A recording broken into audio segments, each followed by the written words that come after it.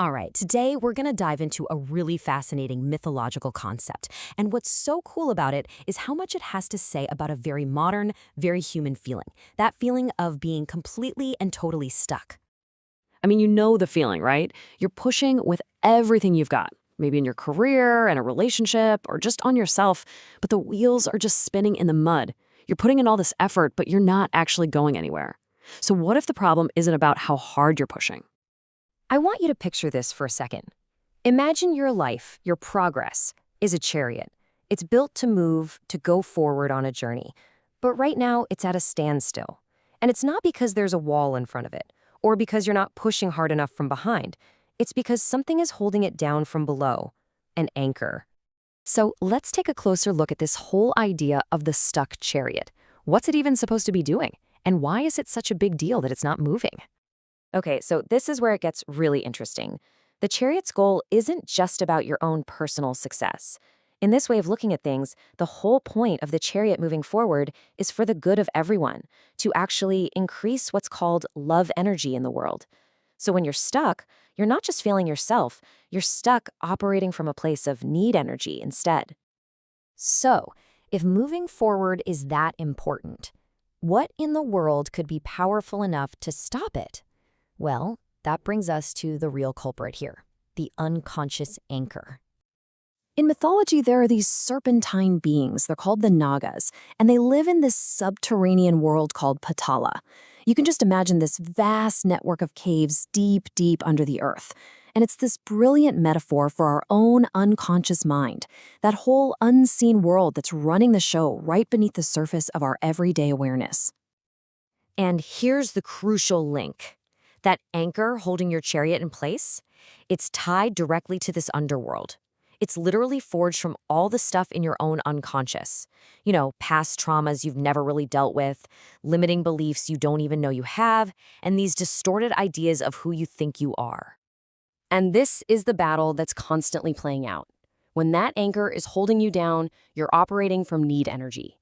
You might even look like a loving person on the outside, but really, it's just a performance to get your own needs met, to patch up those old wounds. Love energy, on the other hand, well, that's the real deal. It's genuine connection, real growth, and that's the state the chariot is trying to get to.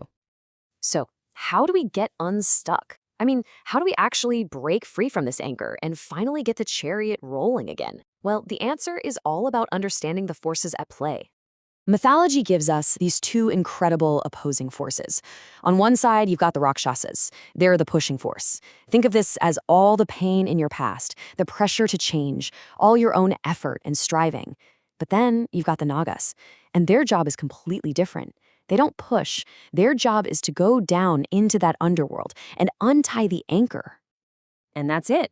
That is the whole secret in a nutshell. It just doesn't matter how much pressure is behind you or how badly you want to get away from your past or how hard you try to push forward. If that chariot is anchored to your unconscious, it is not going anywhere. The anchor has to be released first. The key to untying that knot, to finally freeing that anchor, is a very, very specific kind of power, and that's the power of clarity. This special kind of clarity is represented by a concept called shukra. It's a Sanskrit term, and it means bright, clear, and, maybe most importantly for us, essence. So to make this really tangible, think about juicing a carrot. You put the whole thing in, but what comes out is just the pure, liquid essence of the carrot. All the vitamins, all the good stuff, with none of the fiber or the pulp left over. That concentrated, pure essence, that's shukra. So here it is, the central metaphor of this whole thing. When we're stuck, it's because we are looking at reality through a pane of glass that is flawed. You know, it's like that wavy, distorted glass you might see in a really old house. Things just don't look right. It's not clear. So what's on this distorted piece of glass? Well, it's smudged and smeared with all of our unconscious filters. Our past traumas are layered on there, making everything look like a potential threat. Our false ideas about who we are get projected onto it, so we only see a warped version of ourselves in the world. Shukra, then, is the act of swapping out that flawed, dirty pane of glass for a piece of perfect, optical quality glass, like the kind they use in a super high-end camera lens.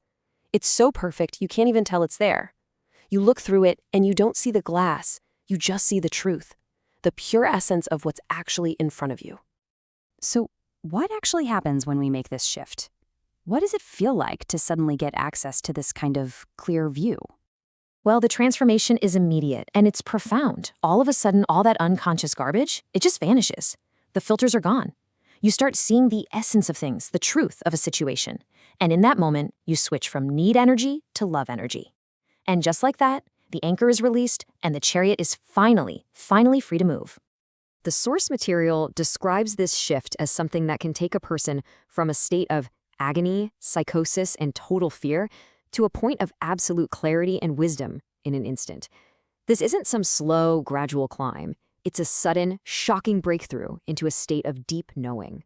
So, the most important point here, the big takeaway from all of this, is that getting unstuck is not about more effort. It's not about pushing that chariot harder. It's about having the courage to look at that unconscious anchor and the willingness to just let it go. Freedom comes from releasing, not from resisting. And that really just brings us to the final question, the one for you to think about. That pane of glass you look through every single day, to see the world, to see yourself, what filters are on it? What unconscious stories or traumas or beliefs are distorting your view of reality? Because just seeing the filter, well, that's the first step to finding that clear glass.